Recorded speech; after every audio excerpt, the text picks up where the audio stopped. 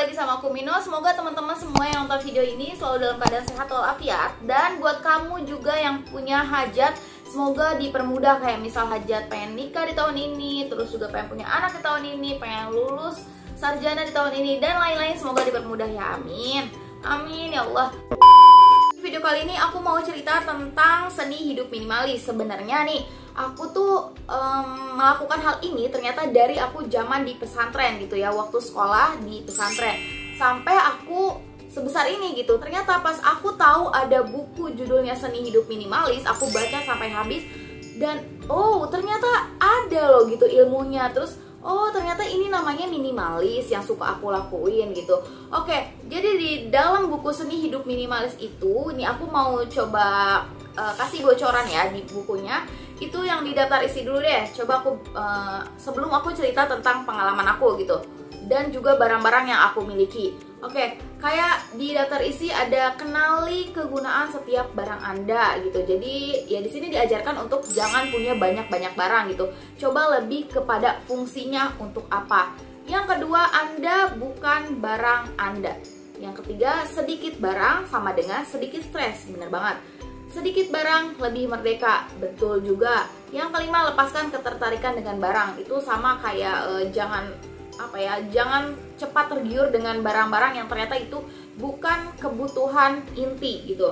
Dan yang lain-lain. Jadi itu bocorannya sedikit aja dari aku. Terus aku juga mau cerita kenapa aku bisa mempresentasikan bahwa aku itu seorang minimalis, teman-teman. Oke, yang pertama aku mau ceritain jadi dari mulai isi dompet gitu ya. Di dompet itu nggak tahu kenapa aku paling risih kalau di situ banyak selipan-selipan kartu, tapi ternyata kartu itu nggak dipakai. Contohnya aku punya 2 kartu e-money, tapi kan kita tuh butuhnya sebenarnya 1 gitu. Ya udah, yang 1 e-money-nya itu biasanya aku taruh atau aku kasih ke orang lain yang lebih membutuhkan gitu. Tuh yang sering digunain aja yang ada di dompet. Maksudnya tuh biar nggak penuh dan juga nggak kelihatannya tuh bala gitu ya. Maksudnya tuh kayak kotor gitu. Ya udah, berarti yang penting-penting aja. Jadi dari ukuran dompet aja aku tuh nggak suka sama yang besar gitu ya. Jadi kayak ya udah sesuai fungsinya aja, isinya uang dan juga kartu-kartu yang sering digunakan. Jadi lebih ke kecil gini. Terus juga ini ada tempat untuk receh gitu. Jadinya nggak bersatu ya antara uang receh dan juga uang kertas gitu loh. Oke, yang kedua yaitu kita lihat dari isi tas. Nah, isi tas aja aku nggak mau gitu yang dalamnya kayak macem-macem gitu. Kecuali boleh nih di dalam satu tas isinya berbagai macam barang, tapi tasnya itu yang banyak kantongnya gitu. Jadi bisa memposisikan sesuai dengan tempatnya. Yang ketiga yaitu handphone. Di HP teman-teman, aku tuh termasuk orang yang nggak betah kalau misalnya punya chat di WhatsApp numpuk. Jadi biasanya aku lebih ke arsipkan atau dihapus sekalian gitu. Kalau diarsipkan itu kan kayak lebih rapi aja gitu, yang nggak penuh di kolom chatnya gitu. Cuman kalau ada yang chat ya muncul.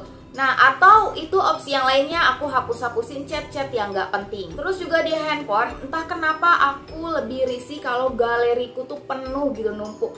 Jadi kayak aku lebih sering membersihkan galeri, terus aku masukin ke laptop gitu. Karena biar aku juga lebih mudah, kan aku sering nge-record kayak gini kan, kayak bikin konten YouTube dan Instagram gitu. Kayak lebih enak aja ngelihatnya bersih, dan juga kalau pas mau ngedit lebih gampang nyari nyari videonya. Termasuk aplikasi-aplikasi juga aku lebih banyak ke aplikasi yang memang penting aja bagi aku, kecuali memang aku lagi mau bikin review aplikasi. Aku download setelah aku review nih, ya udah kalau nggak penting-penting amat aku hapus aplikasinya. Kayak sampai email aja aku aduh risih nih gitu. Balak banget nih email aku tuh aku hapusin. Tapi memang aku lihat-lihat dulu sih, kalau email tuh kan takutnya ada yang penting juga kan. Tapi ada minusnya juga sih teman-teman. Kalau kita sering ngehapusin galeri ataupun chat-chat, ketika kita butuh bukti, suatu bukti itu pas nggak adanya tuh jadi kalang kabut. Ya Allah, nyesel banget kenapa ini hapusin gitu-gitu kan. Nah, itu sebenarnya minusnya dari orang-orang minimalis. Selanjutnya yaitu isi rak buku gitu. Waktu di rumah, aku tuh kayak setelah lulus kuliah, setelah lulus SMA, entah kenapa aku risih ngelihat buku yang numpuknya banyak banget gitu. Terus kayak udah nggak kepake kok gitu, udah nggak digunain kok ini bukunya, kenapa harus ditumpuk banyak-banyak gitu. Kecuali bukunya memang yang bagus lah ya, yang sekiranya nanti dipakai di masa depan gitu.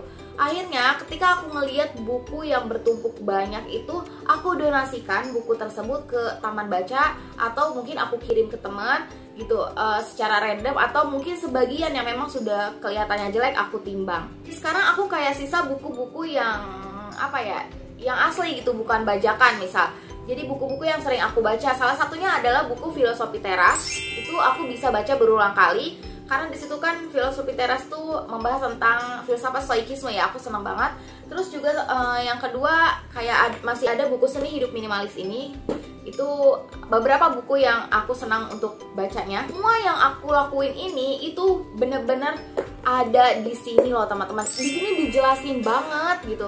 Jadi kayak misalnya mengurangi buku, mengurangi isi tas, mengurangi isi lemari dan lain-lain itu dibahas di sini gitu. Cuman yang sering aku lakukan yaitu terkait tentang isi lemari teman-teman. Kayak misal nih kerudung, baju, celana gitu, sampai yang kecil-kecil tuh kaos kaki dan lain-lain, itu aku tuh bisa kehitung gitu loh. Contohnya nih kerudung aku cuma punya 6, rasanya aku hitung ada berapa, terus rok ataupun celana aku hitung ada berapa, sampai aku masukin itu ke dalam list gitu ya, di catatan aku punya. Di handphone tuh aku catat kerudung aku tuh punya warna apa aja, baju tuh aku punya model yang kayak gimana aja, celana dan kayak gimana. Itu kalau ternyata aku sudah melebihi batas ya, kayak lebih dari 10 atau lebih dari 15, itu udah termasuk overload banget gitu, terlalu banyak gitu. Mendingan itu biasanya aku kasih ke orang, ataupun ya kalau udah bajunya jelek aku jadikan lap. Sampai kayak tas, sepatu itu bener-bener kehitung banget. Sepatu aku cuma punya 2, sendal sepatu 1, sendal yang keteplek gitu cuma 1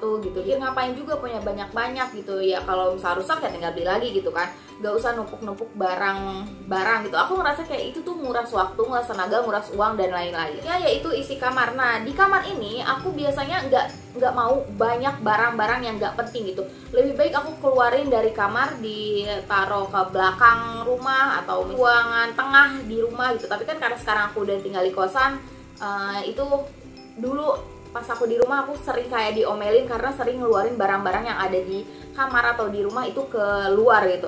Kayak ya udah gitu, aku kayak kamu tuh semuanya dibuang, kamu tuh semuanya disisihkan gitu-gitu. Mau punya apa nanti udah gedenya kayak gitu. Kayak jadi bahan omelan orang tua sih gitu. Dan pas sadar ternyata ini namanya minimalis loh gitu. Sampai-sampai nih aku tuh kayak punya planning gitu, kalau misalnya udah punya rumah sendiri ataupun udah menikah gitu, aku pengennya ya yang minimalis aja gitu, biar rumahnya tuh tetap rapi. Kayak contoh nih, hal sepele deh, aku pengen punya rak piring yang itu dimana isinya tuh nggak banyak gitu. Contoh di dalam satu rumah itu ada 5 orang, ya udah berarti piringnya itu 5-7 aja gitu, nggak lebih gitu. Kayak mangkok ya udah berarti 3 aja, karena nggak setiap hari kita misalnya pakai mangkok, nggak apa ya, makan kan ya udah 1 piring 1 orang kayak gitu loh. Sampai gelasnya aja aku pikir kayak ya udah sesuai yang ada di seisi rumah gitu orang-orangnya, biar itu juga membantu kita ketika kita nyuci piring kan, jadi nggak banyak, plus juga apa ya, nggak numpuk-numpuk cucian piring gak sih. Jadi ya udah, sampai hal-hal seperti itu aku udah bayangin gitu di rumah. Kalau misal aku punya rumah gitu, amin ya Allah, semoga cepet menikah aku ya, doainnya guys doain, amin. Tapi ya balik lagi, setiap orang beda-beda gitu. Teman-teman bisa ketahui diri kalian gitu ketika baca buku apa tadi, mana bukunya aku hilang, oh ini buku Seni Hidup Minimalis ini. Kalian coba baca aja dulu, menurut kalian itu kalian banget atau enggak. Ketika kalian ngerasa oh itu gue banget, itu fix kamu adalah orang yang minimalis. Oke, thank you for watching, semoga video ini bermanfaat. Jangan lupa untuk like, comment, subscribe, see you in the next video. Menurut kalian aku bikin video apa lagi, komen di bawah ya. Bye.